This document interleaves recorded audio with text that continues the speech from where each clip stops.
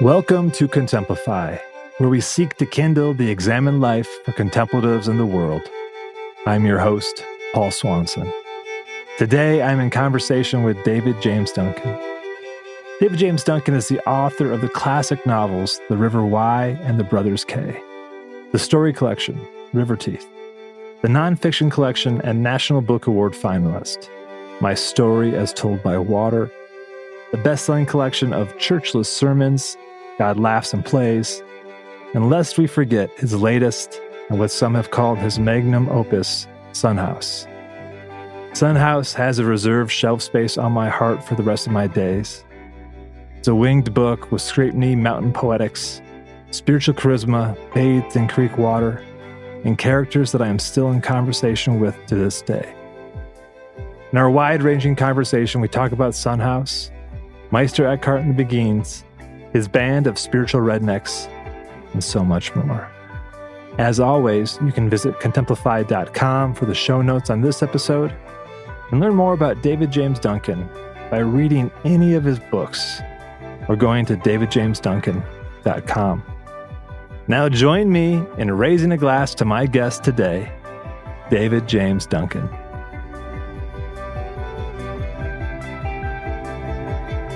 Where are you in the world? Where do you find yourself today? What's the weather like? Just so folks can get a sense of your place in the world right now. I'm in Missoula, Montana, on an urban trout stream that flows down out of the Rattlesnake Wilderness. It's quite a beautiful stream. I live in a little townhouse, and I'm up pretty high. It's a second story, two-story thing with 10-foot ceilings. So I have a nice angle on the creek, and when it's sunny, it just becomes a blaze of mercury and is very beautiful. And because it's a wildlife corridor, surprising critters come by here. Bobcats, bears, countless deer, occasionally dangerous. A cow moose with a calf will come by once every other year or so. And so people have to be awake. I mean, last year when I was talking with Fred Bonson, a black bear, well, he wrote about it in our interview. A black bear came out on the other side of the creek, and that's always a little nerve-wracking because where's mom? Right. But I love that edge. I love that. It's not completely tame here. Thanks again for being here. I'm so grateful. And as I was sharing earlier, the gist of this podcast is really just trying to kindle the examined life for contemplatives in the world from all strains of interpretations of that word and embodiments of that word. And just thinking about that moniker in general, contemplative, is that something that you would feel comfortable calling yourself or that others have called you? Or how do you relate to that word contemplative? Well, I generally try not to call myself anything except a storyteller. But I moved a lot to write nonfiction. And when I write nonfiction, I mean, there's a very strong spiritual element almost always, unless I'm writing black comedy or something, which I have not done for many years. Yeah, I like the word contemplative. I think maybe I like it a little bit more than the catch-all phrase spiritual writing.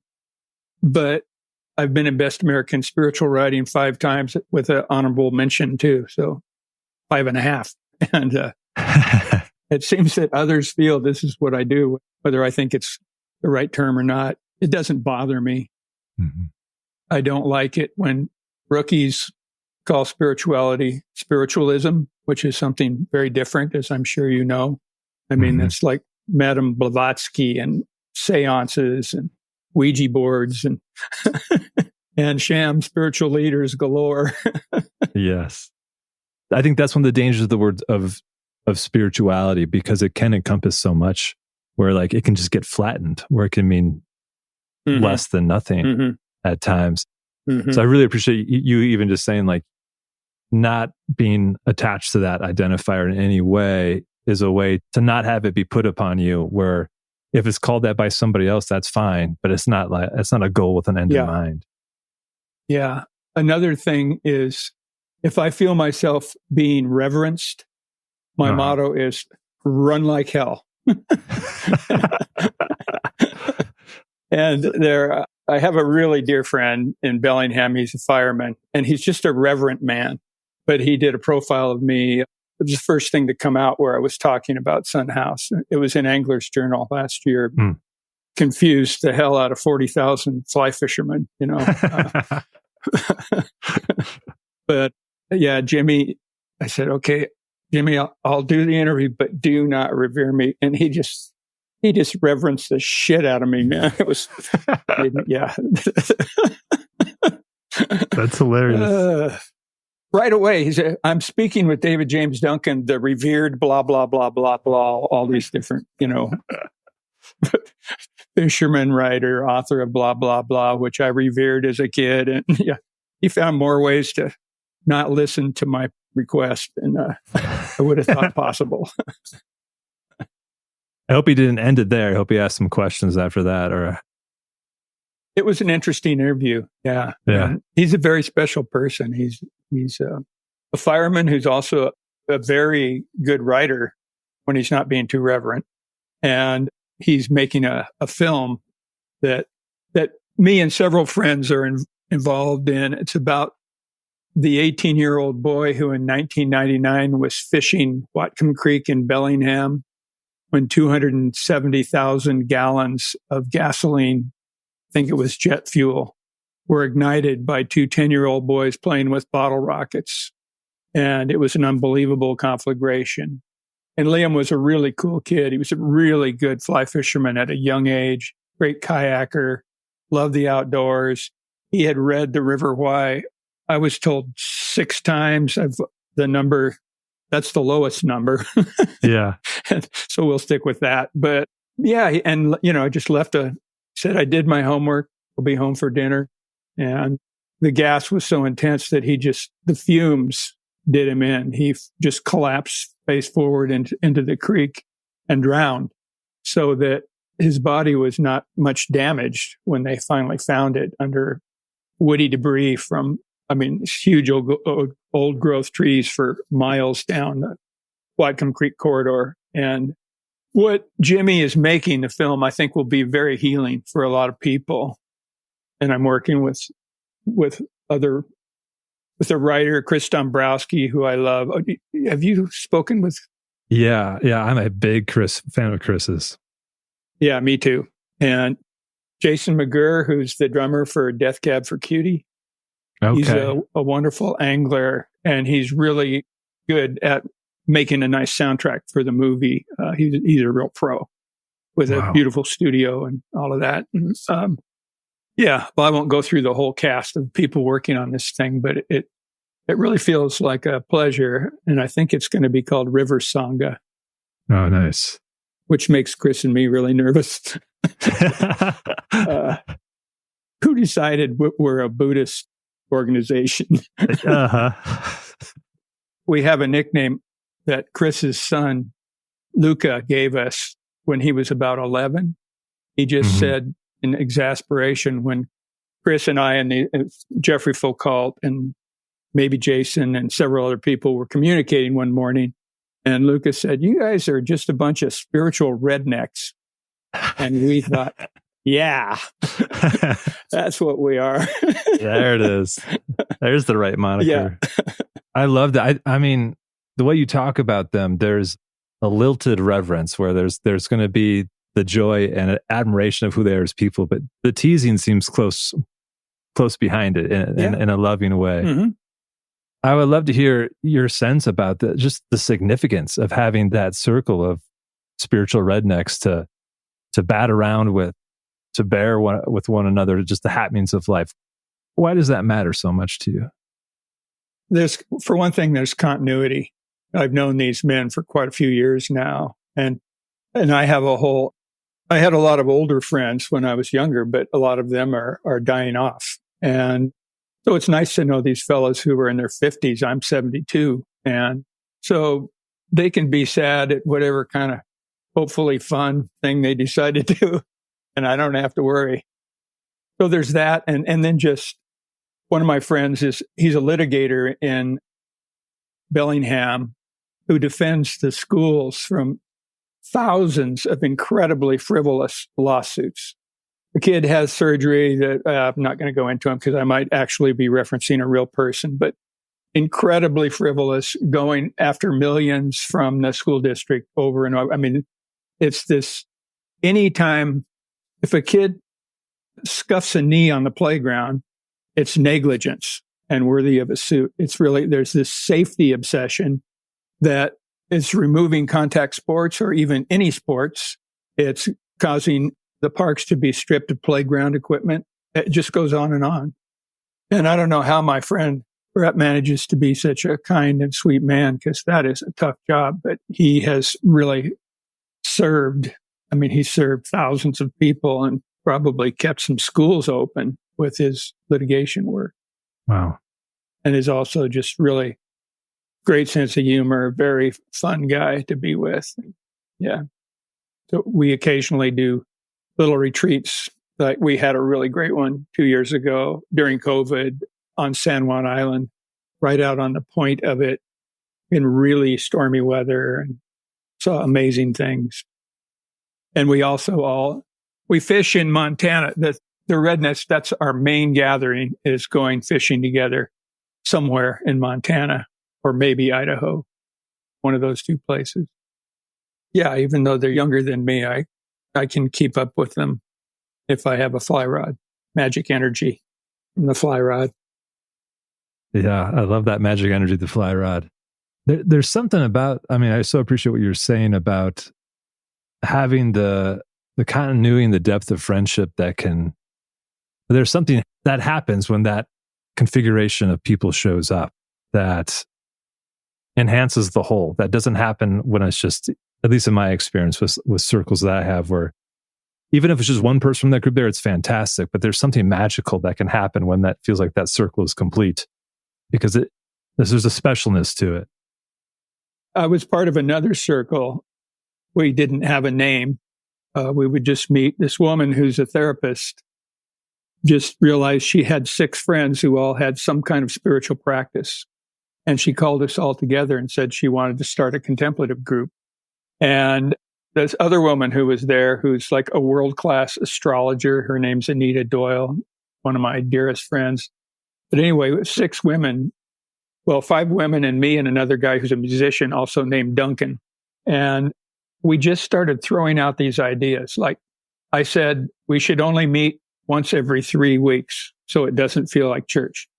And Anita said, and we should meet at 3 p.m. so it doesn't feel like church.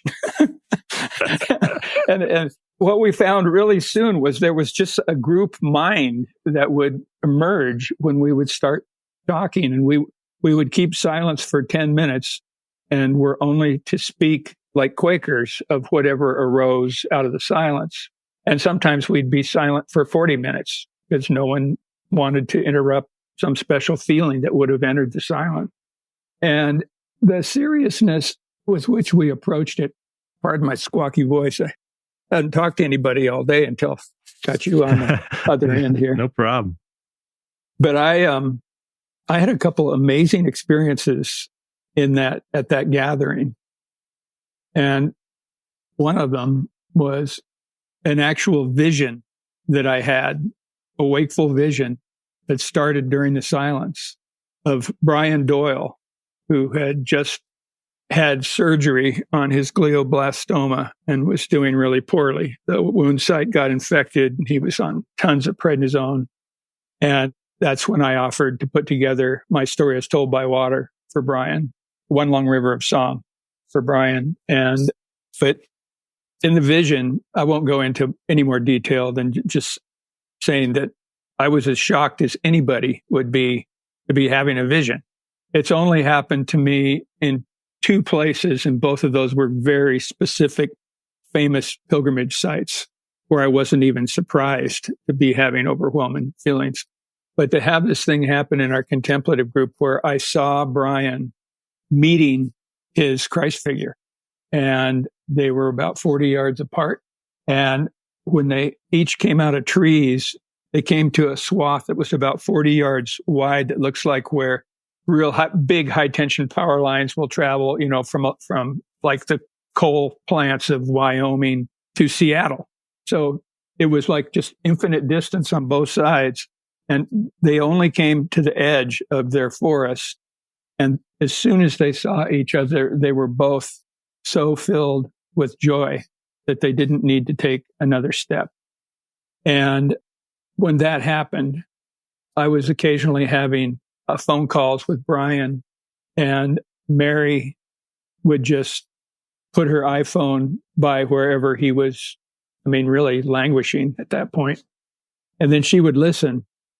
And I didn't know if she'd be comfortable with even the topic, but she heard me tell the story. And the thing that she said in November, which was just the month that Brian got diagnosed and had surgery, and around the end of November, she said, "I'm so grateful for that 40 yards of separation," because she felt like if they embraced, it would be goodbye to Brian. And then 5 months went by, and Brian suffered a lot. And it was runoff. I was living out on Lolo Creek, and the creek was very loud. You could even hear it. It's freestone streams here in Montana have, they make a lot of noise in runoff because the rocks are actually tumbling, moving.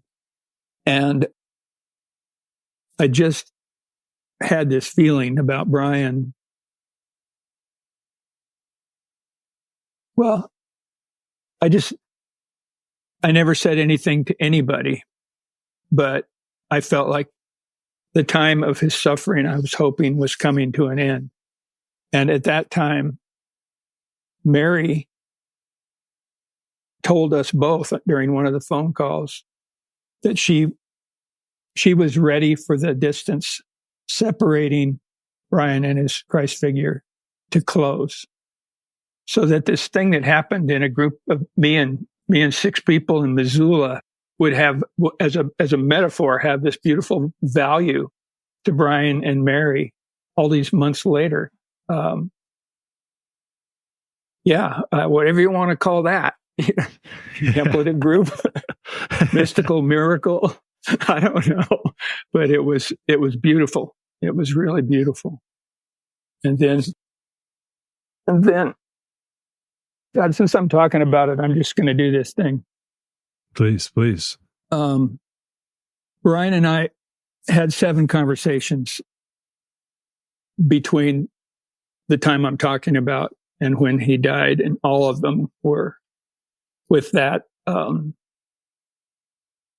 with Mary's phone present, Mary present.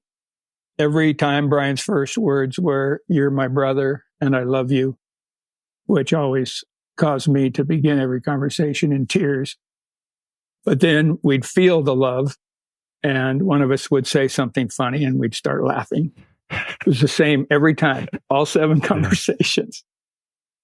But then I began to feel, listening to Lolo Creek being ocean bound, I felt Brian's need to be ocean bound. And as grace would have it, a friend sent me one of the most beautiful Bon Voyage poems I've ever read. And that was right at the time that phone calls had become impossible. So I emailed this poem to Mary and asked if she would read it to Brian to serve as my loving farewell to him. And with Brian-like speed, Mary emailed me back and wrote, I still have the email, incredibly beautiful. I just read it to him. He says he loves you. Yesterday, he called me the Scottish. And yesterday he said, "Oh, but I won't get to see the Scottish anymore." Then here are your arms and voice around him rightly. And I thanked her forever for that message. But the poem was by an Irish poet musician, as it would have had to have been. Brian was very proud of his Irishness. And his name was Michael Donaghy, and he too departed this life sooner than anyone hoped. He had a midnight aneurysm when he was 50. Like Brian, he somehow sensed it coming in his poem. And my farewell, my ocean-bound friend, is called The Tuning. Remember to breathe, David.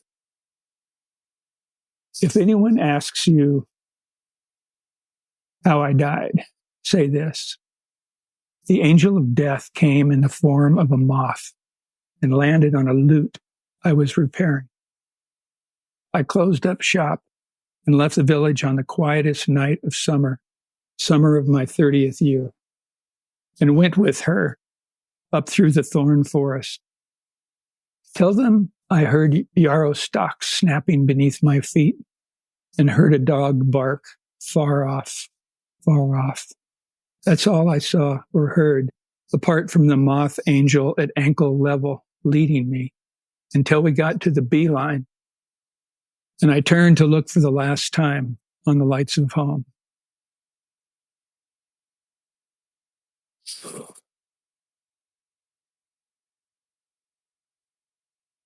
That's when she started singing. It is written that the voice of the God of Israel was the voice of many waters. But this was the sound of trees growing, the noise of a pond thrown into a stone.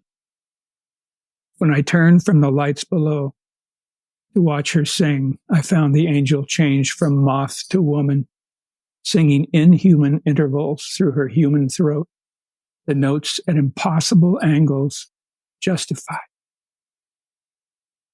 If you understand, friend, explain to them so they pray for me. How could I go back? Wow. Thank you, David. Thank you for reading that. An incredible poem. And what a gift to Brian, to Mary. I can understand why even reading that brings that presence that back into it. We've been talking about different relationships that have marked your way. And I know that some important relationships in your life has also been your daughters and now your grandchild. I'm always so pleased to hear parent-child relationships keep forming and deepening into adulthood, as I have two young ones who I just delight in. But I also want to delight in them their entire life and allow them to be who they're going to be and cheer them on. But also, my deep desire there is to have an ongoing connection into adulthood. And so I love hearing that. And I would love to hear for you, how has that transition to knowing that, to seeing your two adult daughters with their strength and their courage, and then to have this grandchild, how is that marking your way right now? Well, raising two daughters and having had a 34-year relationship with a wonderful artist, Adrienne, my now ex-wife, but it just sounds so blunt when I say it that way, because I still respect her to the heavens. I will always love her. There's a beautiful poem by Jack Gilbert about Icarus. And he says, people forget that Icarus flew. When Icarus fell, I do not believe he failed. He only came to the end of his triumph. And that's very much what I feel about our marriage. And when I see Adrienne occasionally, it's very warm. And the things that we talk about are our daughters and our grandson, who we totally trust the adoration that each of us has for this threesome that just feels like wealth to us, the most spiritual wealth. And my daughters are a huge reason why Sun House is what it is. I just felt confident creating strong women because Adrienne and I had both been involved in it's not like we did anything except provide incredibly different kinds of support. Adrienne never forgets anything that's been done for them medically or what vaccines they have or haven't had. I tried to get involved in that kind of thinking once. It was just a disaster. I'm the same way. So what I did was, when I first built this study that I had out there where Adrienne still lives, I was in the Yucatan and I bought a Mayan matrimonial hammock. And there was a big log that ran the length of, it was about as long as this room I'm in here. So you can kind of see and when I said, whenever you want, for any reason, when I'm working out there, if you come out and get in that hammock, if you just want to tell me a joke or ask a question or listen to some music or anything. And Adrienne had the same invitation. And I think maybe Adrian might have gotten in that hammock once, but probably with a daughter. But my daughters came out there all the time, and I just got to know them so well and to watch them blossom from little girls into teens, the inevitable tragedies of middle school at their eighth grade graduation. My daughter Ellie and a friend wanted to sing this song from a Hugh Grant, Drew Barrymore movie, Way Back Into Love. And I'm a musician, and they wanted me to play this fucking song in front of the elementary school. I could not do it, but I had a recording studio. So I made a really nice recording of just the instrumentation, and they sang to that. And whatever they wanted to get from that song, they were able to get it. But that was a close one. There are just certain things you cannot do. And that was one of them. Right, right. Ellie was an environmental studies major and art double major. And she, as an EVST student, she was having so many causes for despair placed in her mind every time she went to class. And I don't think that teachers were cynical, but I also think they were not thinking of something has to balance that much dark knowledge. Some form of hope has to be there right at the same time. Things like the story I just told about something really hard finally making sense for Mary and Brian when it was his time to fly. I mean, that's really where contemplative abilities and imagination and some form of spirituality, no matter how mundane, and it can be a sport, it could be a love for gathering certain plants at certain times. Mushrooming is a great thing. All my friends on the Oregon coast, it's huge there because the mushrooms are so abundant.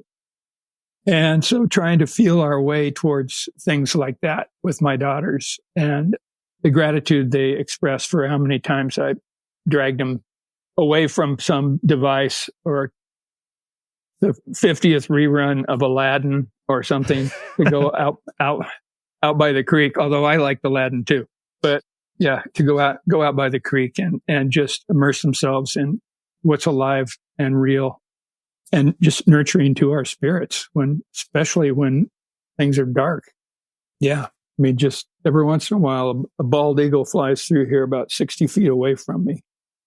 It's really intimate. It's a small creek, but there's such a massive presence when they came through. And before that, I lived in a place where almost every bird in Montana would pass through. I was by a huge meadow right by the Bitterroot River. And at first it was during COVID. So I would see sandhill cranes that stayed and nested, which hadn't happened in maybe 30 years. And trumpeter swans with 10-foot wingspans just coming right through the trees right behind me, and tame deer and amazing hawks. There was a sharpshin who liked to perch on this power pole, and there's a lot of Asian collared doves. They've overrun the country just since the year 2000. That's when they first came from Africa to Bermuda, and that's when what's his name, David Sibley, first drew them and started talking about them, and they seemed to kind of move across the country following, especially, I think, places that a lot of wheat was grown or corn or anything that would spill seed on the railroad tracks. So these birds they're not long distance flyers, but they just worked their way out here, and they're incredibly lascivious, and they give them a blue spruce tree and they'll be making babies. I mean, already this time of year, no kidding. They're enjoying the action. Yeah. And so just all of that, just having all of that, it's really weird how happy I was through COVID and this total polarization that's happened in American politics. It's unworkable. Deadlock.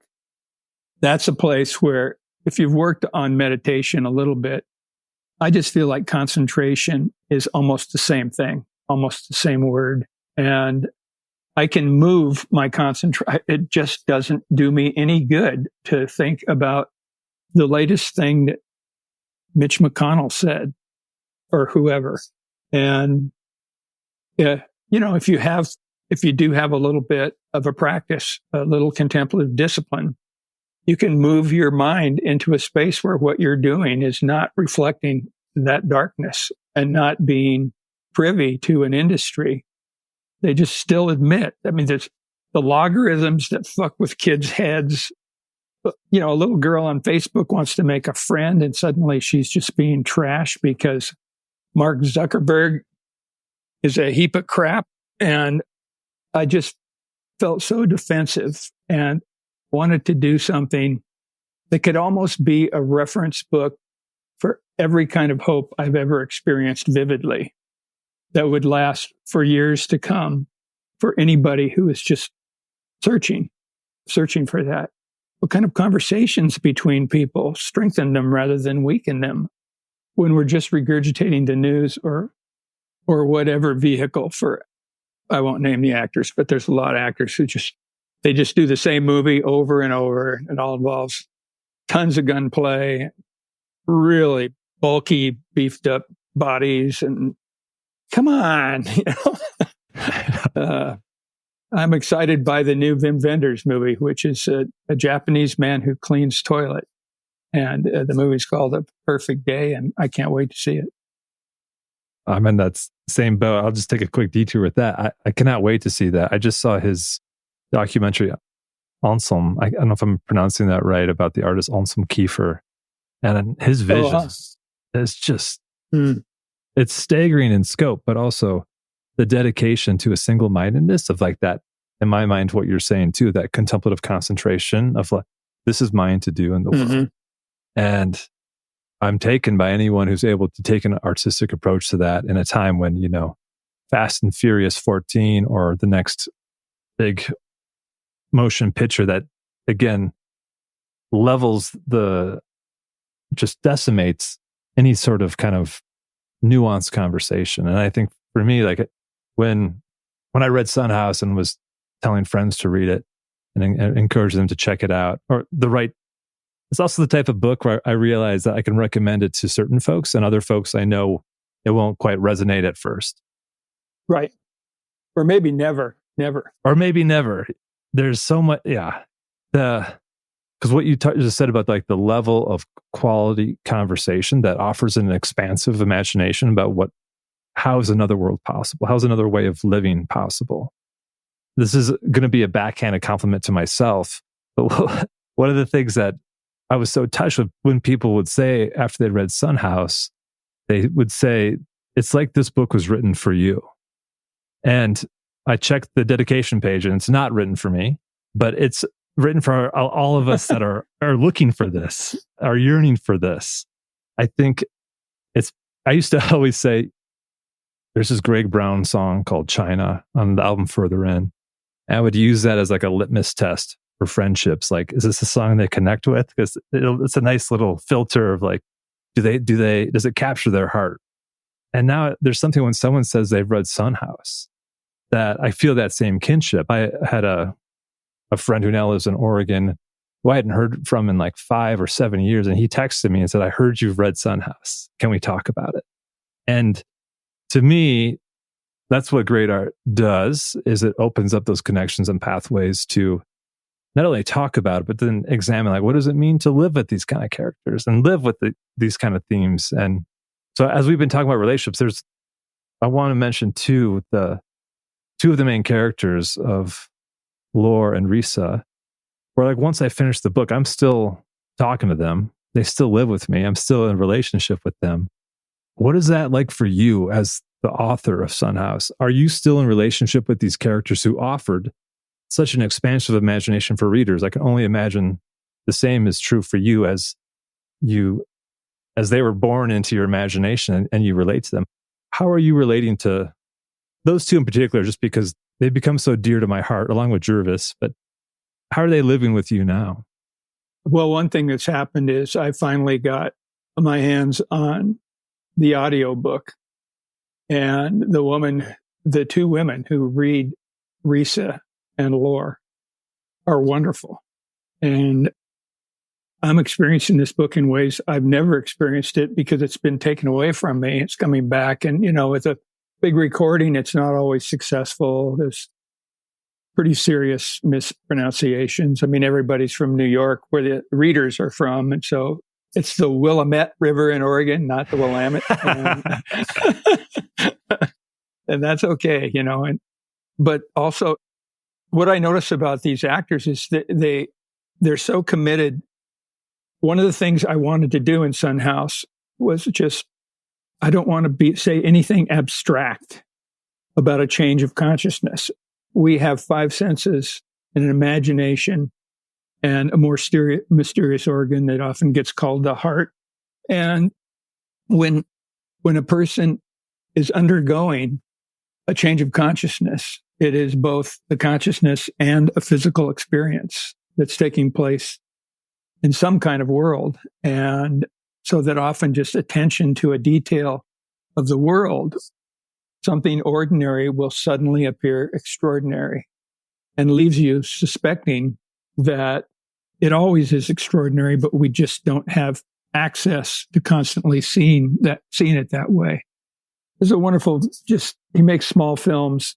This guy, Mickey Houlihan's a friend of mine. He's done wonderful things for whales. And he made a little film of Peter Matheson just talking about climbing on this mountain in the Himalayas and looking at the backs of his hands on the rock. And Peter suddenly says, and they weren't my hands. They were my Father's hands. Those were my Father's hands. And then he just extrapolates from that about how all of time is always present. I mean, it's just a really interesting, a guy who's done a ton of Zazen.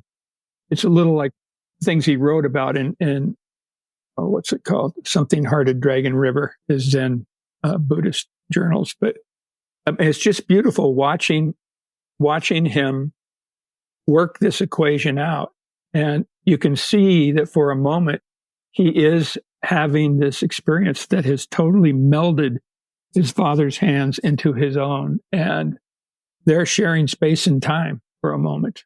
They're defying the laws of space and time for a little bit. And I fished quite a bit with Peter. I shouldn't go too far into this aside, but it's a wonderful way to get to know somebody. Jim Harrison and Peter Matheson and I were really good fishing friends. And yeah, it kind of made up for the fact when I met Peter, when I was in my late 20s, I want to publish something. And I read a story called Zen and the Art of Lawnmower Maintenance.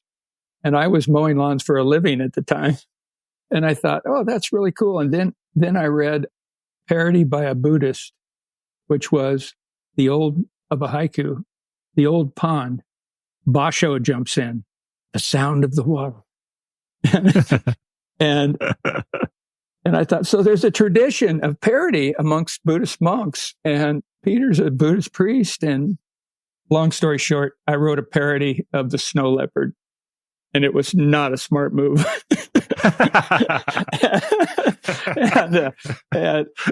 and then I just thought, and I found this parody of Basho, and I'm just going to send it to him. It'll be okay. And it's like one of those deals where I let it go, and I hear it go thunk in one of those big blue mailbox, and I was just like, what the fuck did I just do? So years later, the Nature Conservancy was bringing out a book that was kind of dedicated to Wallace Stegner, and that was a big party for the book. It's about preserving the natural world. And the party was put on by Nature Conservancy in a ambassadorial suite right across the street from the Met in downtown New York. And I knew Peter Matheson was going to be there. And I had already written him an abject letter of apology, but I knew he was going to be in this room. And I had a vivid dream of a distinguished looking white-haired gentleman crossing a room in order to punch me in the face. And as soon as I saw Peter, I went toward him and I said, I'm so embarrassed. I hope you got my letter where I apologized for the parody, or maybe even didn't find it. And he just said, I didn't think it was your better work. But there's something in Peter's eyes. He was a very mischievous man. And I just realized in minutes that he'd done way worse things than my little parody of the snow leopard to various people who he attacked for a variety of reasons. I mean, he had some incredible literary feuds, but I was invited to Key West that year. It was 95, and to judge their short story contest at the Hemingway Festival. And Peter was invited to get a Lifetime Achievement Award. And so we were in Key West, and I had only agreed to go if they gave me a day of guided fly fishing in the mangroves. And I invited Peter to join me. And that was the beginning of our fishing friendship. Then he also taught for a little fly fishing school that I kind of helped found in Utah through Weber State University.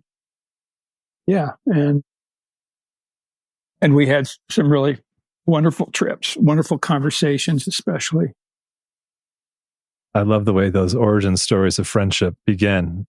I feel like amongst fishermen, it's a bond that can start from just getting out in the water together and having those long silences, but also the thoughts that ruminate and bubble up in those times too. Yeah. It's Galilean. That's the modifier. There you go. The Galilean experience. Yeah. Yeah. Yeah.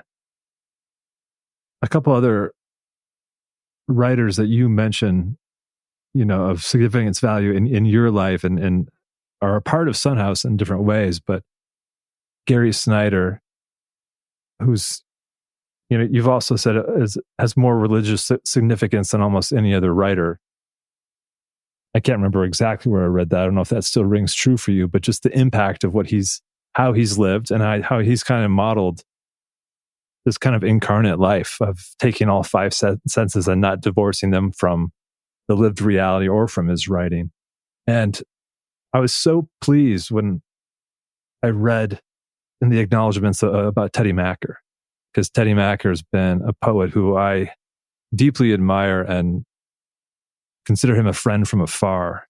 And so there's something about both of them that I think immediately connects to Son House for me of two people living out their kind of unique, for lack of a better word, vocational calls in a very incarnate way.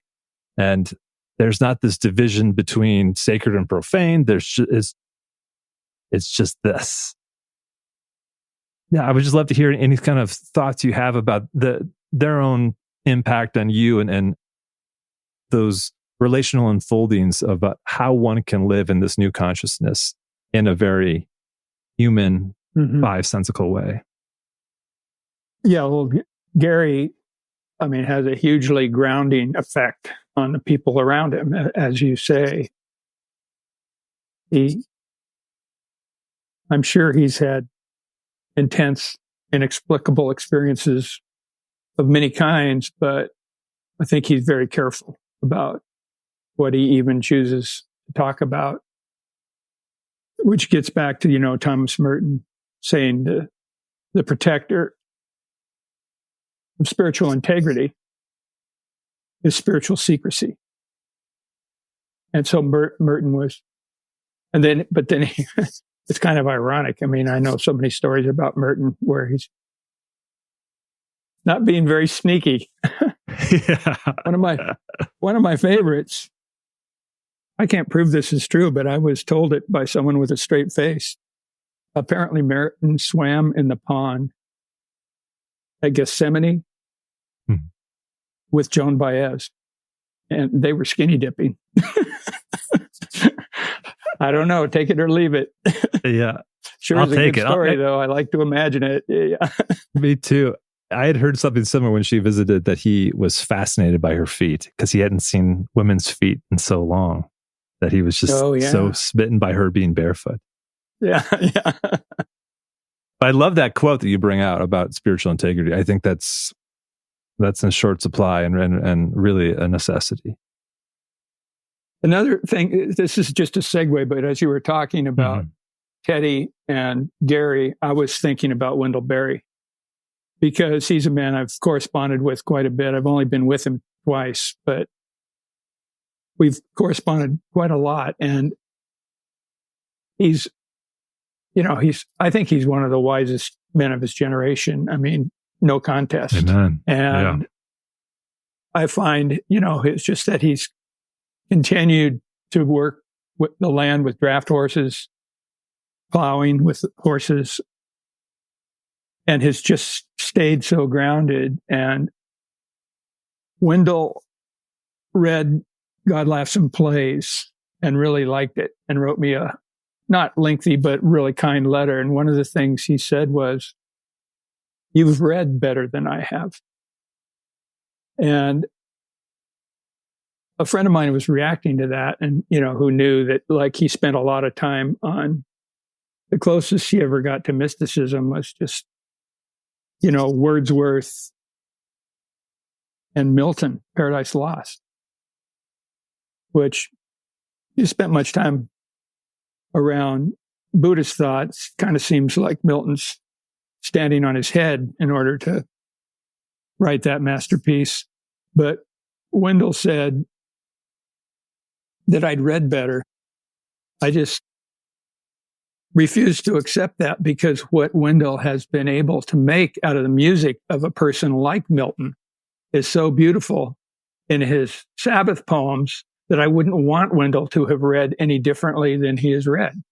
And just to have that kind of understanding between someone I first corresponded with Wendell when The Unsettling of America had just come out, and I was caretaking a big farm right out of college. And it was a wonderful exchange right at the start.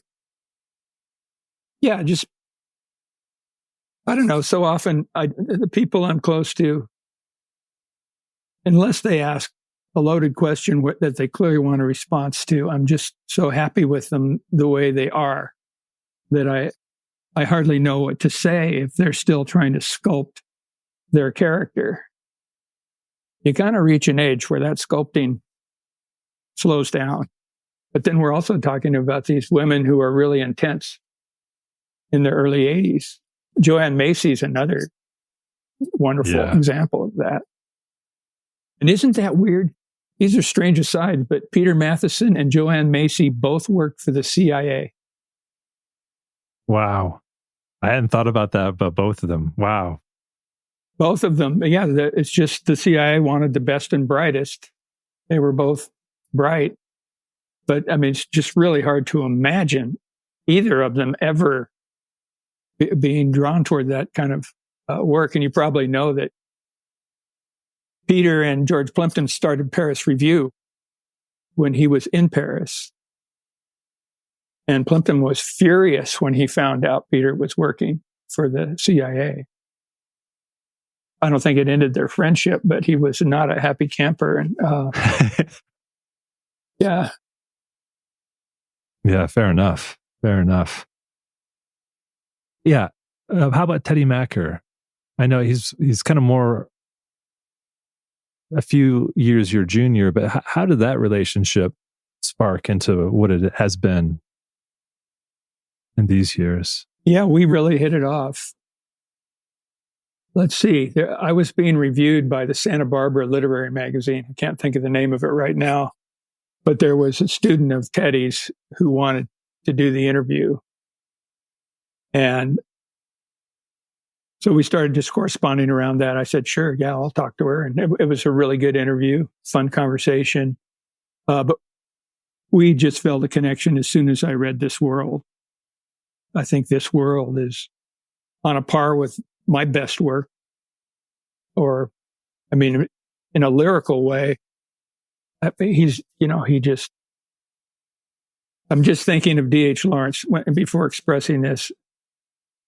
D.H. Lawrence, when he would write something that would be praised, he'd say, not I, but the wind that blew through me. And the winds that blow through Teddy are beautiful. And when they're blowing, he is a powerful voice. Great beauty. Yeah. Yeah. It gives me such great hope to see all these names that have deeply touched me, either quoted or represented in Son House, because it gives me hope that I can also be my own vessel in my own way. As you said, talking about the way that Barry read and the way that Snyder brings this presence, and the way that Teddy is this open vessel to the wind, to use that D.H. Lawrence quote. And what is my little piece to play, and what an invitation for, I think, everyone to try to approach their own giftedness and limitations with that same spirit. And yeah, that's so represented, I think, in Son House. And I've been resisting the temptation to go into very particulars, because I just want everyone to read this book afresh. Yeah, I don't want any spoilers, because I think the thrust of how this book impacted me, I want that for others. And so I'm enjoying just kind of talking about some of these themes that I found so present and overflowing in them. And one of those too is the Beguines, this radical Christian mystical group of lay women who operated outside the institution. And ever since I read some of Doug Christie's work, I don't know if you're familiar with him at all, but I am. Yeah, reading Hadowitch's poetry really she blows my mind. Yeah. And it made me so I started getting into the Beguines, and I started to think of them as like, who are these? Maybe a little embarrassing personal side note about myself, but I went to Bible college when I was 18, and I remember learning about the Beguines and the Beguines and thinking, how incredible. And then I'm being told that they were heretics, and never quite believing it, because I couldn't find anything that felt worthy of banishment. And so they've always been like this, like below the surface group that I've admired. And I feel like the flame has only gotten larger as I've grown in age, and my love for them. And then, reading not only Christie, but Bernard McGinn and others who have written about that time period and that tradition. McGinn doesn't mess around. McGinn, I'm just thinking of McGinn's title. I mean, it's in the title. This is Meister Eckhart, from whom God hid nothing. That's McGinn's title for his scholarship. And that's the way I feel about Eckhart too. I mean, I put him with people who are recognized in India, like Ramakrishna's believed to have been something like a Sadguru, some kind of perfect master. And I just feel like Eckhart has that same kind of authority. And he's another one too, who really stays grounded, as he says the most amazing things, but he stays grounded. And he also warns people who have unusual spiritual experiences not to pay that any mind at all. Don't get caught up in the fireworks. That's really resonated for me, because for some reason, you don't set out to become a mystic. I've just had some unusual, intense experiences, like the vision of Brian and Christ. And bird watching is a blood sport, where I was seeing eyes in a 360 surround, or an essay at the end of God Laughs and Plays, Assailed, where I was seeing that gigantic sphere. Yes. That was the music of the spheres. And then I found a book about Buddhist meditation as practiced in Southeast Asia. And those spheres are fairly common amongst veteran meditators. That's something other people which made me feel relieved and like I wasn't,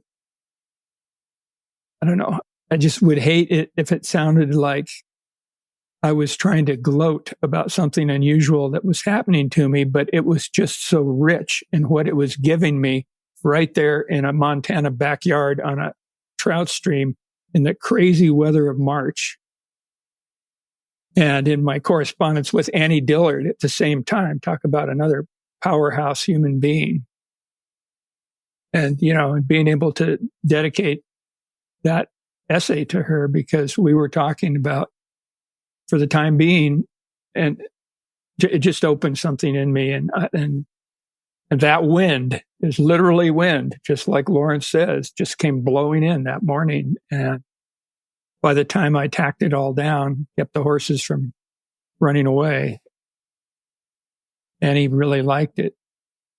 She called me from North Carolina one night, I think several gins into her, whatever she was having that evening. And she sang me a song over the phone from North Carolina. I was so touched. It was some kind of hilarious hillbilly song, and I don't know. It was really. I just was with her gravelly, smoker's voice, and I was falling out of my chair with delight. Yeah. I love that. To me, there's this common thread when I hear stories like you just shared about your own experience and others. There's this sense of givenness, not like, look what I've done, or look what's this unique experience. Like, this happened to me. This was given to me. But and I want to be thankful. Yes, there's a gratitude. Yeah, it just doesn't. You got to be really careful, because you are in danger of being treated as someone who knows something. And I'm really not comfortable with that unless somebody's asking me what size tippet and what size fly to use to match a certain mayfly hatch in June. And the tangible keeps things from going way woo-woo. Yes. There's just, I'm sure you've heard it. I'm not going to name any names, but there are often people with broadcasts, and you haven't made me think of this for an instant, but people with broadcasts who just have this, I don't know, almost sticky, gooey. It's like a reverent tone, and I'm somehow not buying it. It's just, everything is so special all the time.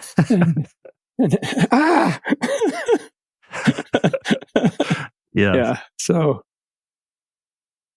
yes, I'm not out to bust anybody, but just sometimes I'm just a little nervous if I realize I'm on the other end of the line with someone with those kinds of feelings, because I don't understand those kind of feelings, and yeah, not sure how deep they go. Yes, I'm always a little skeptical of any sort of spirituality without dirt under the fingernails, or that doesn't belch between prayers. I think it's only the grittiness that allows me to know that you've touched some of the dark wonder, or some of those places that are that one has to go through, but doesn't just have the glint of the sun's refraction on it. And I would love to hear more of your sense of the Beguines, because I think that's something that I've been drawn to them, is just as this marginalized community in the Christian world at that time, doing amazing things, writing this amazing poetry and song, and being squashed rather violently by the institution. Hodowich wasn't crushed. Mechtilde Magdeburg wasn't crushed. But man, Marguerite Porete really, she would not budge from Holy Church the Great. And she did obey Holy Church the Little with her reason, but that did not satisfy William of Paris. And she chose to be burned. She could have lied and saved herself. And she refused. Because what had been dictated to her by love was such a genuine experience to her that she was unafraid to say to all women that they would end up being one with Christ. Same as St. Francis, same as any great saint in any tradition. Wonderful Enlightenment stories that come out of the East. There's a spiritual secrecy issue. I really believe the Beguines are something very special. And I believe they're going to gain credibility. There's nothing in place like those arrogant fucking tribunals of misogynists and beanie copters just ready to take out that Robert LaBouge or whatever his name was, the guy they found who could tell, he could tell if a woman was evil just by their vibe. And their vibe was just that of a good, solid mystic, experiential mystic. And that's all it took to be killed by those mofos. And to me, that ranks right up there with the Catholic Church's inability to not play shell games with pedophile priests who are raping children. But that was one thing I know. That was one thing that made me sad about the timing of Brian Doyle's death, because he was seething over that. And I felt like he could have written something, maybe even a page long, that just would have been great. Like Leap, the couple that jumps out of the Trade Center holding hands, or Don and Mary, the couple that run at the shooter. Brian was ready to run at the Pope that was playing those goddamn shell games and just moving these cardinals around the different spots. And I can't bear that story, but I'm a little bit grateful for it, because I think dumpster Catholicism is a really great idea. And,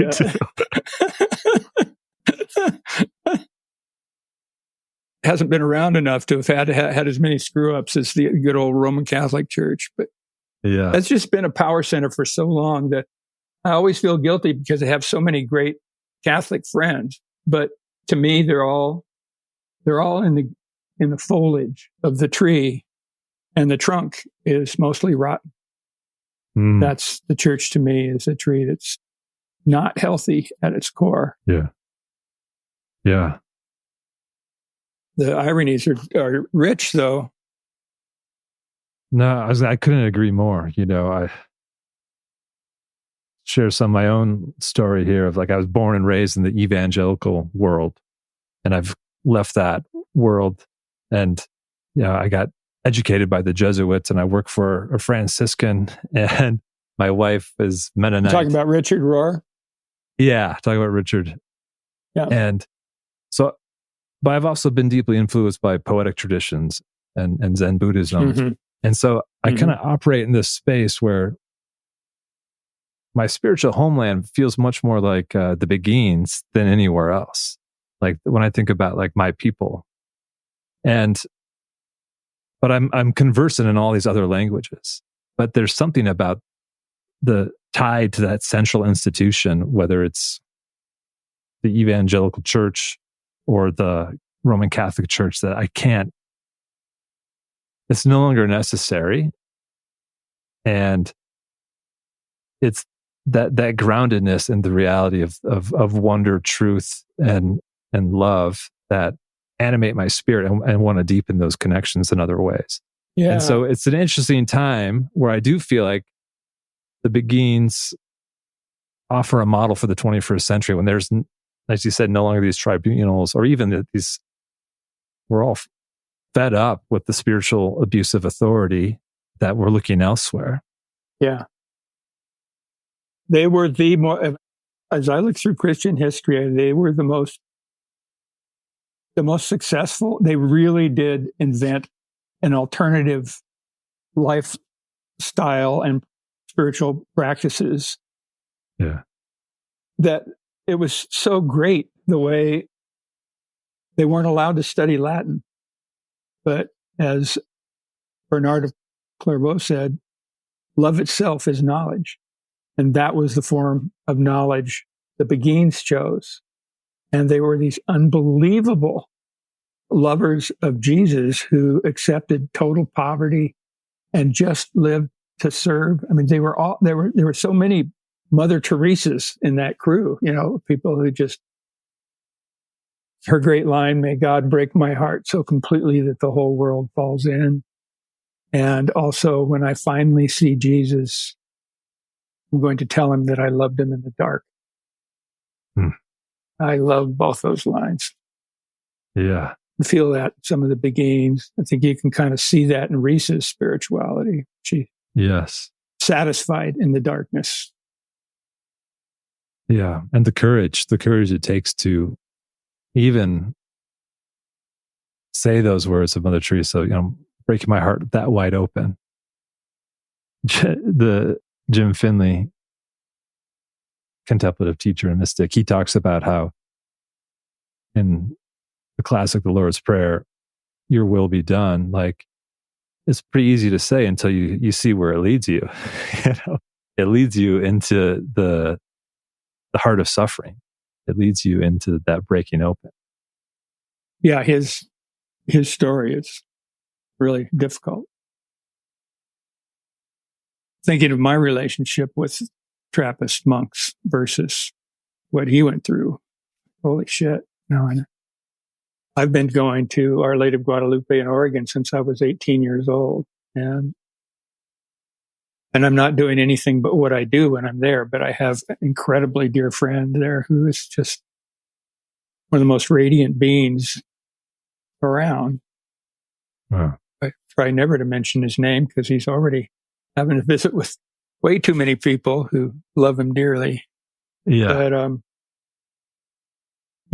it's just how something could be so nurturing for one person and so hellish for another mystery.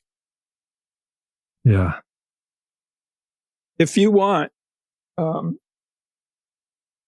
just have, if somebody wanted to hear a little scene, it might take 10 or 12 minutes to read.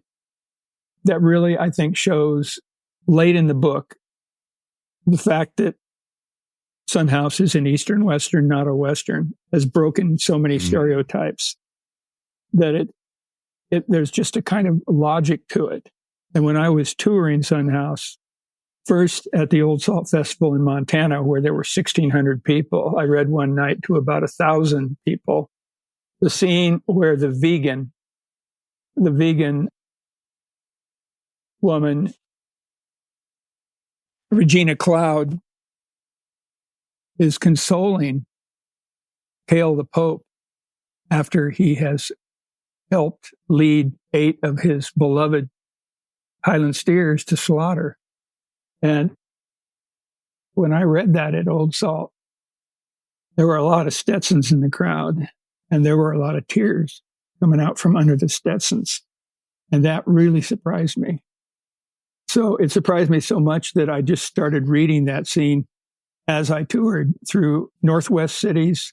When I read in Bellingham, there was a woman in this big auditorium, and I read that scene, and she was in tears telling me how happy it made her because she was from Miles City, Montana. And she said, nobody realizes, everybody wants to just bag on these people who raise these animals, and it breaks their hearts what they're doing. And so I was outing their loving hearts. And so I ended up reading that piece in 5 different cities, and everywhere there was somebody who it zinged. So yeah. If you want at some point before. I would love that. I mean, I would love to do it now, even just so that, like, since you brought it up, it came to mind. I'd love to follow that intuition. I think that would be fantastic. Okay. Well, yeah, I was defying classic Western stereotypes because Son House is an Eastern Western, which gave me permission to mess around. But yeah, this vegan, Regina Cloud, moves to the Elk Moon and declares none of the meat eaters in her community guilty without a trial, as so many vegans do. Famously, Moby, the disc jockey guy who turns his concerts into rants about veganism being the only way forward. So anyway, the wise lifelong cattleman Cale the Pope Broussard has agreed to be interviewed by the Chronicles narrator, who, as you know, is called the Holy Goat in the local Creek Steakhouse in Elk Moon City. The Holy Goat is a nickname. When I toured God Laughs and Plays, I was a little nervous because There are a lot of angry fundamentalists in the world. Yes. And I Yes, wasn't there sure are. how far I was going to get with with an essay like, what fundamentalists need for their salvation was kind of a daring title. And I Yes. never read that. What I did when I started touring was I grew a goatee that just came down like this and shaved my upper lip because I wanted to look like I was Amish or Mennonite or something like that. Some really, really harmless, harmless form of Christianity. And I just wanted that look. And when Sherman Alexie saw my goatee, he just started laughing hysterically and pointing at me saying, "The Holy Goat, the Holy Goat." And that's how I got that name. That's fantastic. That's who's narrating here. Sure, I'll talk about the truck we've purchased, Cale told me, the Holy Goat. The traveling abattoir, some call it, as if a French word can disguise a thing's purpose. But a slaughterhouse and meat locker on wheels is what it is. And grim as that sounds, I'm not ashamed of it. Our ability to ready our animals for market ended our need for the international beef cartel, allowing our cattle to die where they were born, same as I hope to do. So when Don Steedles and his sons drive the abattoir up, I feel duty-bound to help move our steers to the killing place. True, I can't pull the trigger. I just watch, and they wound me, those killings. But Risa once told me that her hero, Meister Eckhart, says, every creature is a word of God. Ever since I heard that, I've felt obligated to be wounded as each steer falls. Has there ever been a slaughter day, I asked Cale, where each thing that happened felt like it couldn't have gone better in spite of, or maybe because of, this wounding you feel at each death? Cale took a pull on his whiskey and pondered. Some things happened just last fall that hit me where I live, but they were after the killings and butcher work, and the abattoir had driven away. So it doesn't speak to your question. Then I changed my question. I said, tell me anything you choose about a slaughter day that hit you where you live. Cale settled the way he does before he unspools a story. I was smoking a little Dominican cohiba so as to smell something besides departed creatures I'd loved. And since I was sitting on a boulder amid the gore-covered ground where 8 steers had died that day, I was surprised to see Regina Cloud headed my way. Feeling sure she'd veer off, I turned toward the sunset and steeped in my feelings. Next thing I knew, Regina was beside me, wearing an expression so kind it shook me a little. I then saw that to reach me, this sweet woman, vegan from birth, had gotten blood all over her pretty fake leather boots. That shook me a little more. So when she sat on the boulder beside me, reached one arm around my shoulders and gave me the longest, gentlest half hug I've ever received, I was in trouble. I've been spying on you all day, she said, and you know what I keep seeing? How much you love those young steers that died here today. It's in your body language. It's in your eyes this instant. You're all alone up here being heartbroken, Cale. That's why the hug. Well, thanks, I said, but can we not speak of it just now? Because as anyone will tell you, Cale the Pope does not cry. And if we talk of this more now, he might. Hearing that, she didn't say a word. She did something worse. She lay her head on my shoulder and just left it there. Good God, HG, that moment, eyeing the blood on her boots amid the scents of steer's blood, I felt so much love for this unlikely daughter, this beautiful place, this way of life and death we've got going here. I could hardly bear it. The reason I'm a little broken up, I managed to tell Regina, is a choice. Can you explain? She murmured, leaving her head where it was. More sensible cattlemen, I said, choose not to love creatures they're going to kill. They keep it cold, which I understand. But I prefer to appreciate the steers from birth to death. Its early doom at our hands included. Highland calves aren't smart, but they're incredibly charming. and so in love with the world, their love sneaks into some of us. Me and your man Buford get slammed by it, as you know. Short as their lives are, the land on which we tend them becomes storied because of the goofy things calves do, their mad gambles and games, the dangerous fixes their play gets them into. Our rescues of them put us at serious risk at times. Then they reach 2.5, and our brave rescues are undone by Don Steedle's unerring rifle shot. I choose to ache over that, HG, because the refusal to ache over the ending life of the Meister Eckhart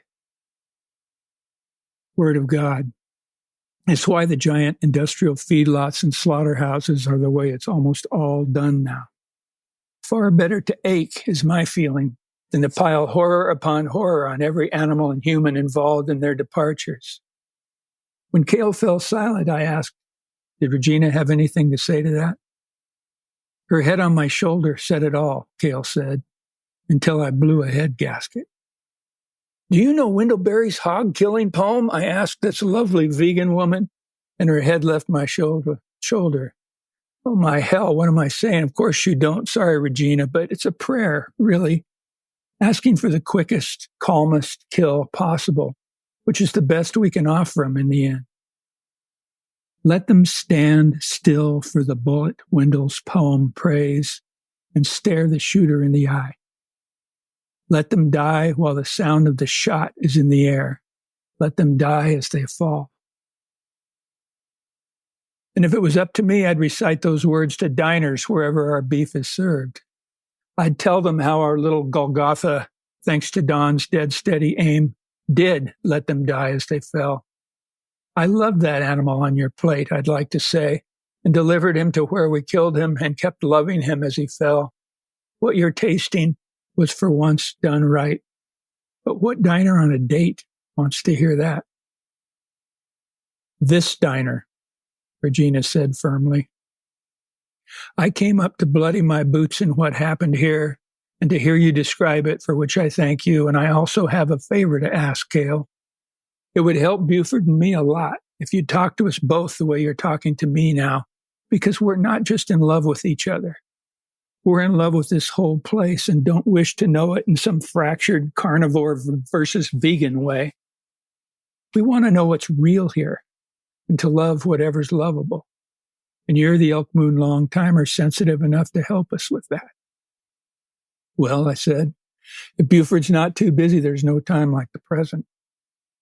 So down the hill she goes to where at the end of the hard day he works daily, Buford was still tending the horses.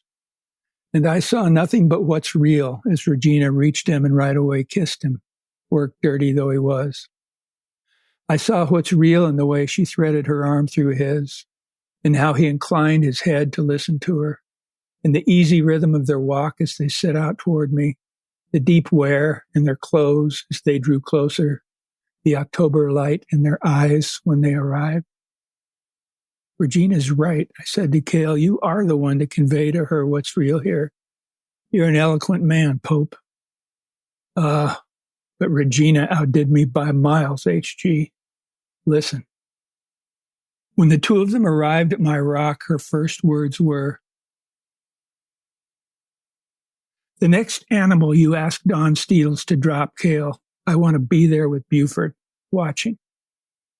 I want to see for myself that it dies as it falls. And then I want to see it butchered and help if I can. I want to know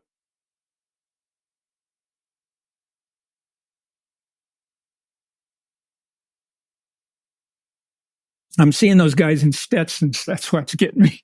Yeah. I want to know what this place we turn a calf's body into and how best to take that body apart to feed people. Can I bear that? I don't know, but it's time I tried.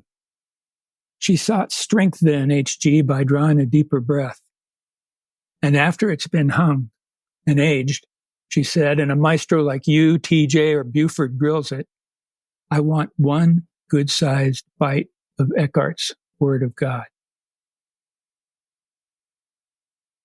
Hearing this, Buford's jaw dropped so low I could see his whole chaw. Just one bite, Risa said in that calm, even voice of hers, and though Buford got his mouth closed, his eyes had filled. I want to taste the body and the blood, she said, which really...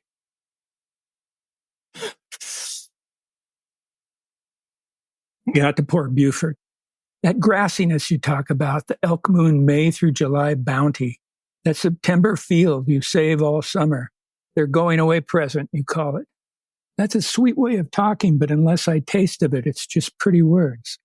For the steer's sake and mine, I need to know just the once, the flavors of these animals you and Buford so love and sacrifice even so. Because there's another pretty word some visitors bring to the elk moon, holistic. And if that word doesn't mean what we're actually doing here, it doesn't mean a thing. So who am I to refuse one bite of what sunlight, grass, the life's work of my husband and miracle combined to create a soft-eyed, red-banged, 30-month-old Highland steer? I want that to enter me, Regina said while Buford leaned over his tomato sauce can, hoping his tobacco spurt would blind me to his spurting tears. To save myself from a similar fate, I had to look past Regina to a bunch of our kids laughing as they scared ravens and magpies off the gore in the kill zone, while Eddie, Dodie, and Risa kept mopping up, and Buford set up sprinklers to wash the blood into the earth and the tears from his face. It then felt so right, HG, to leave Regina's man in peace, offer her my arm, cross the bloodied ground, and say to her the things I've wanted to say to diners as she and I studied the place we gave the steers their last supper, place the bullet struck, place they died as they fell, place they were slaughtered, tracks of the departed abattoir crushing the dry Indian summer grass.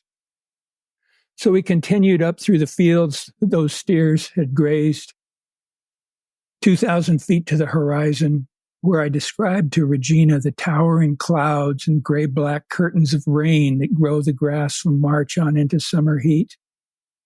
And if you're still fishing for what caused me to raise the Elk Moon water table, HG, the time has come. It was Regina saying to me in a voice that only sheer childlike wonder can give a person.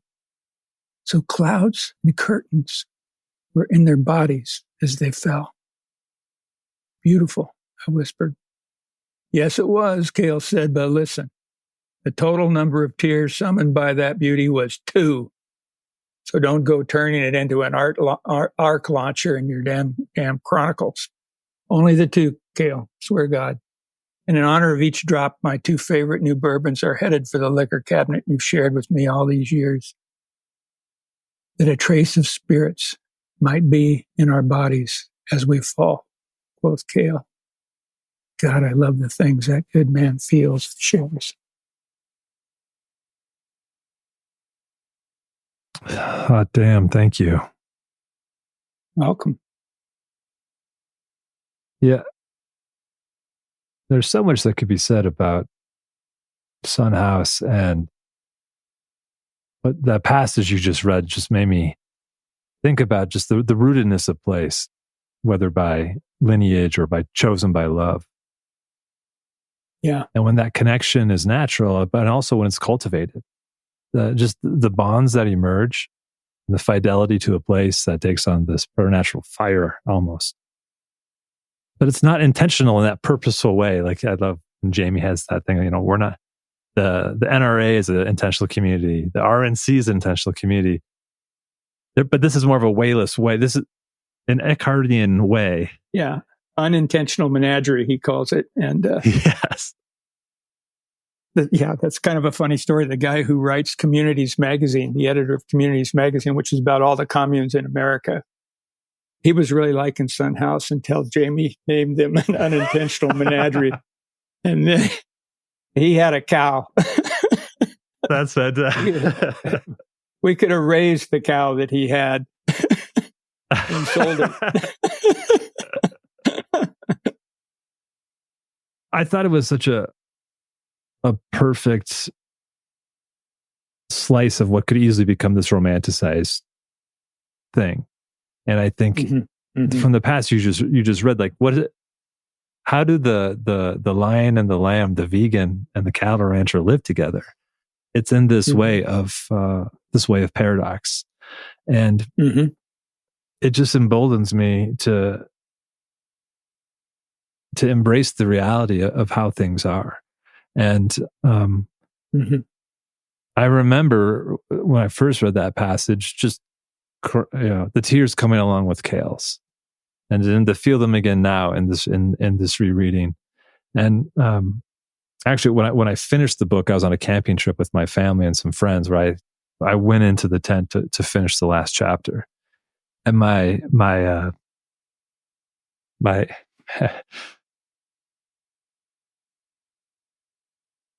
8-year-old daughter came into the tent, and she just found me crying,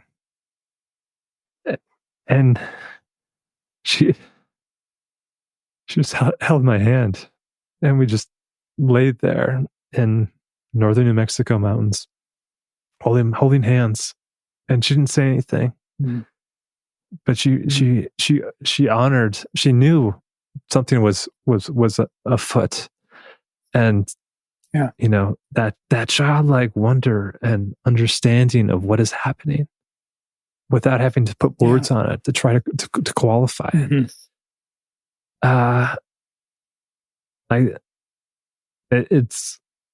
It's marked my own story. It's marked my own, and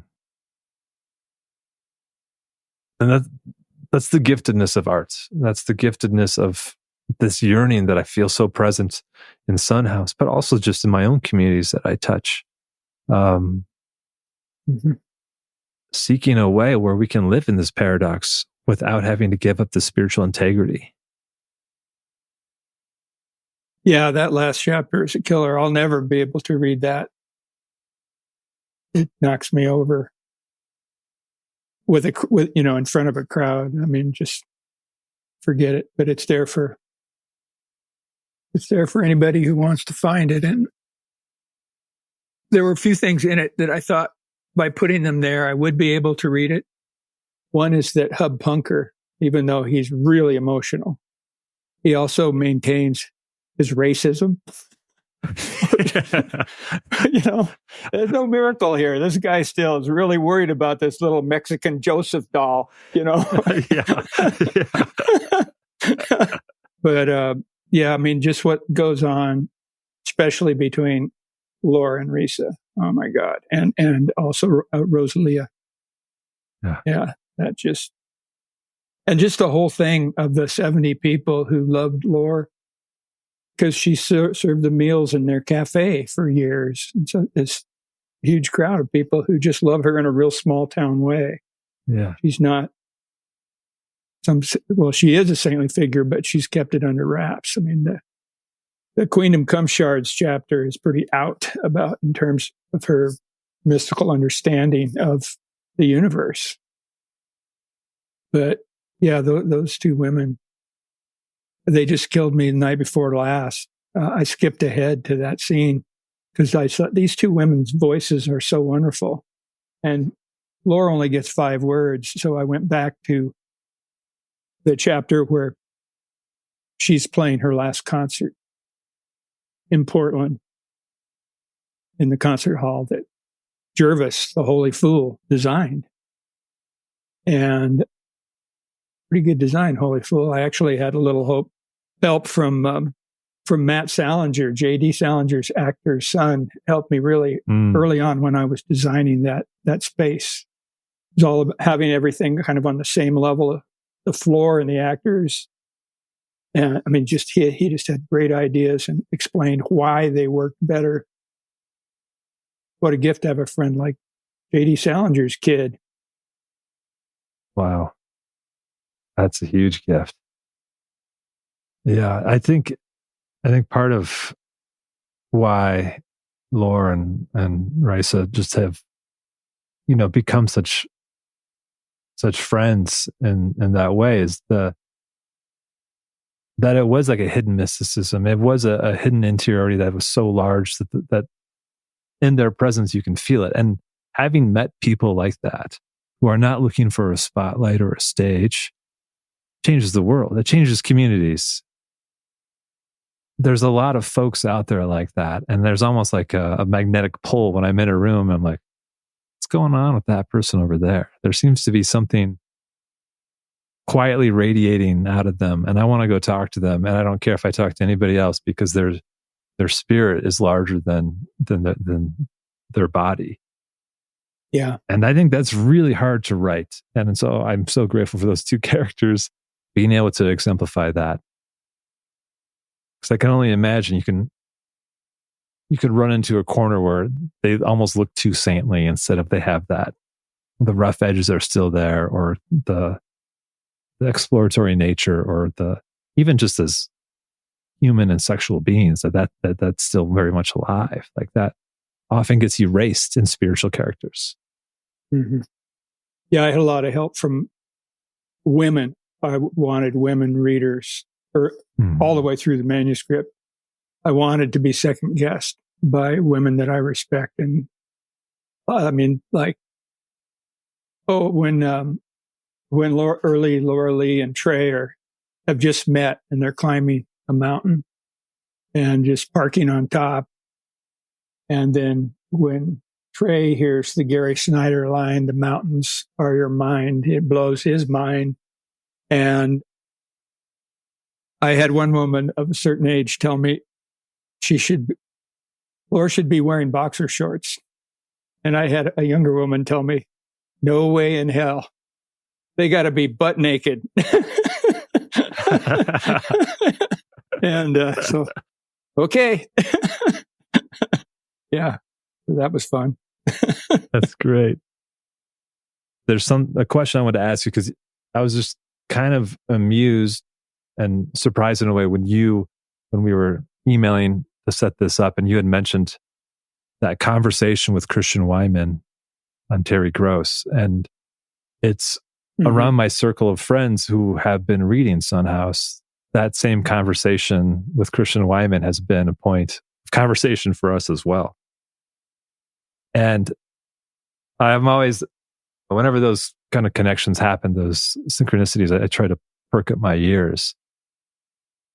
And there's this way in which Christian Wyman says something along the lines of this reciprocal scene, that when we're not blending with nature, but there's this scene that's happened that's reciprocal between a human and nature, that is what he calls God.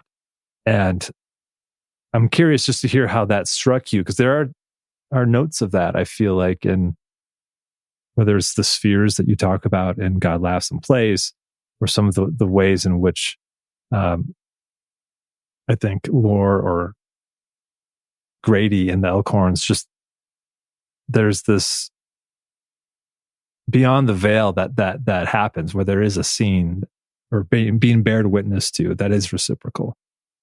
How did that, I mean, I'm just curious how did that strike you to hear Wyman talk that way, and just knowing your own proclivities about unborn, unseen, guileless perfection, or God? Yeah, I really wanted to avoid the word God in the vocabularies of my characters, because I wanted it to just be completely apart from all the ways that poor word God gets mangled and tyrannized by really sordid opportunists. I mean, it's just, so I wanted to, but at the same time, like, if you're quoting one of the Beguines or the Meister, they use the word. But I love the way they also never capitalize the pronoun. The Meister never capitalized the he or him when he's speaking of God. I've never seen the Beguines do it either. And when you read something like the way Hadowich defines the soul, it's so powerful. And so I just tried to keep that going as long as I could. And after a while, it just became my comfort zone. I especially did not want to use Christian terminology. That reminds me of another story, though. I mean, I was in a place of pilgrimage, and I was there alone and up in kind of a turret. And I was really in a turmoil when I was 20.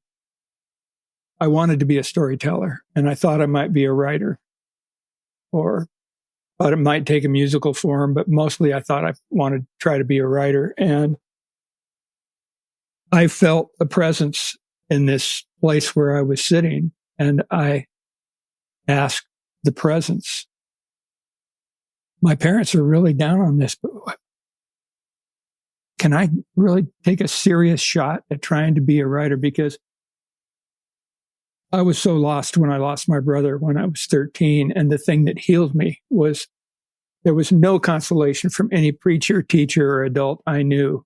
But a German teacher gave me Thomas Mann's Buddenbrooks to read. And in that novel, after 500 pages of tortuous German generations historical novel, there's this beautiful scene where this little boy, who's a great clavichord player, and he has improvised a fugue that's in 4 movements. And I realized I was reading that, holy shit, I just read 4 generations of depictions of this family. So the 4 was very important to me. And then there was a 1-page description of the 4 stages of typhoid fever. And I realized this little boy, Hanno Buddenbrooks, as he's playing, improvising on the clavichord, has typhoid fever and he's going to die. And he had a friend called the Ragged Count who came to see him and see his body and was just kissing his hands because he loved his music so much. And that combination of things, but especially the way the 4 generations were crushed into the coal of typhoid fever, and then the coal was squeezed into a diamond. It was just such a beautiful sensation that he didn't make me like the 4 generations that I'd waded through, but I wouldn't have gotten that power if it hadn't gone from unmined hills in Appalachia to a pile of coal to a diamond. I mean, it was just so graphic. And my feeling was, I was 16 years old, and I thought, if I could ever do this for another person, the way Thomas Mann just did this for me, even if it took me 20 years, 30 years, I don't care. If I ever could make grief beautiful for another person, I would love that. And I think especially starting in Brothers K, man, when I would get like letters from vets, I even like that damn hippie up there in Canada, you know.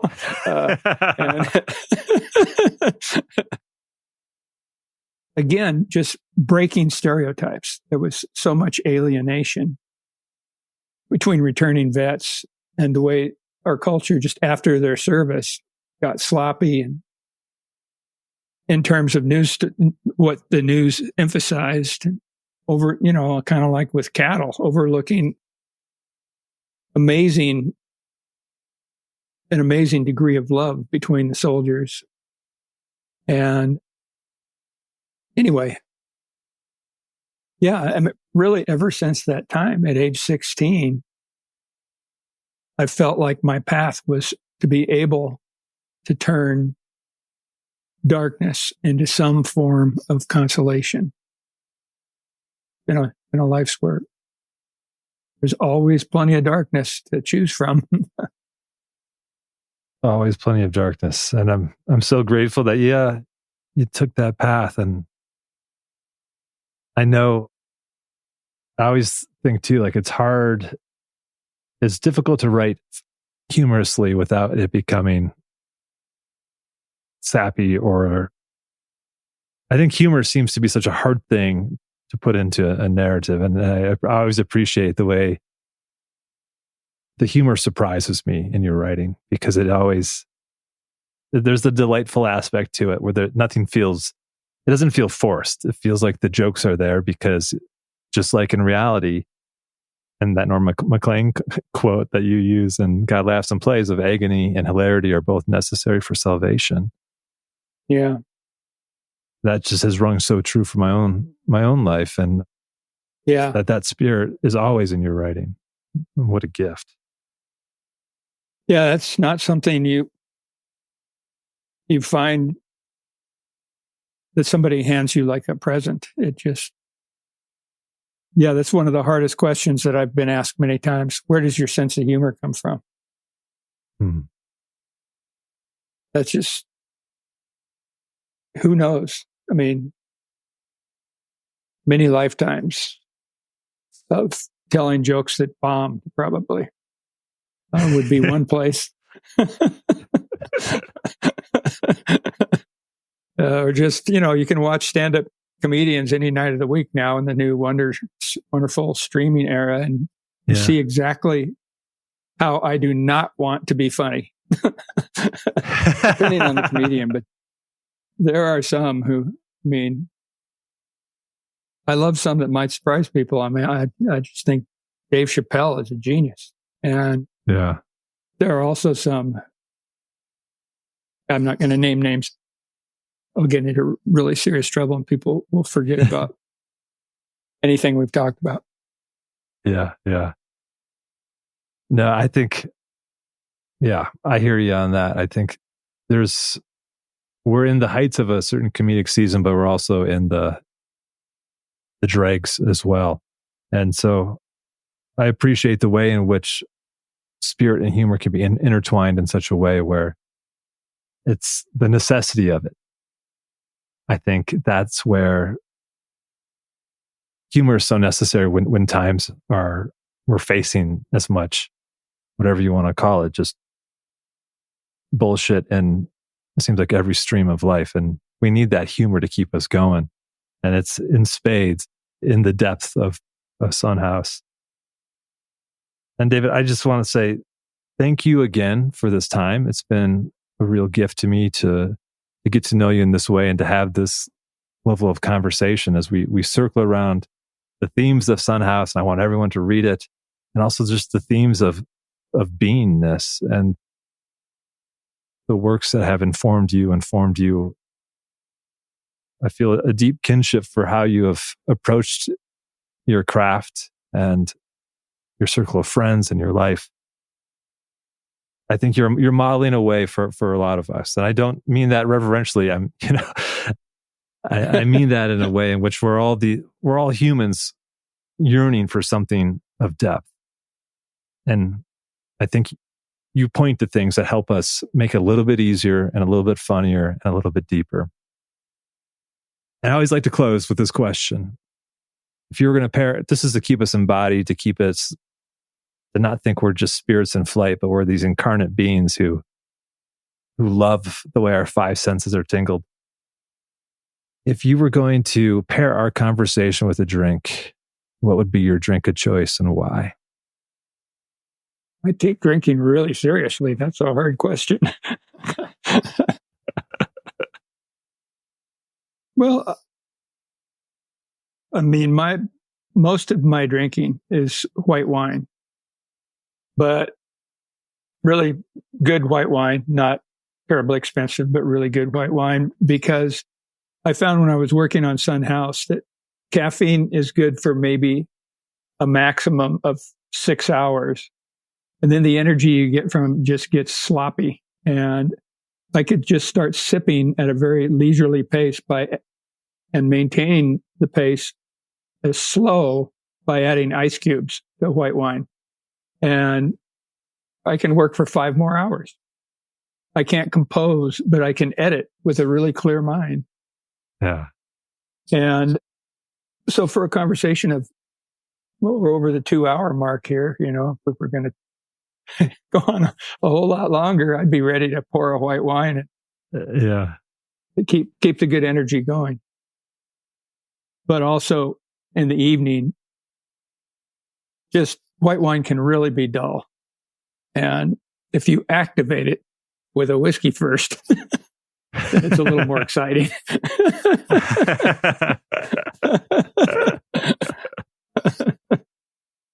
I love that. Well, hopefully someday our paths will cross and we can clink a glass of white wine or a little whiskey. We get to clink a glass. I think maybe it should be one of these exorbitant single malt scotches that people really get pissed off about, because I'm going to be having some tomorrow night with a man who's bringing it who has ALS. There's an occasion where it's beautiful, it's worthy. Yeah. I wouldn't want anything less. Yes. Amen to that. Amen to that.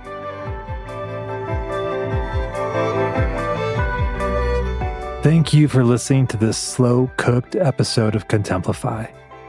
May its delights spark wonder, and may any sour patches be sweetened by their folly.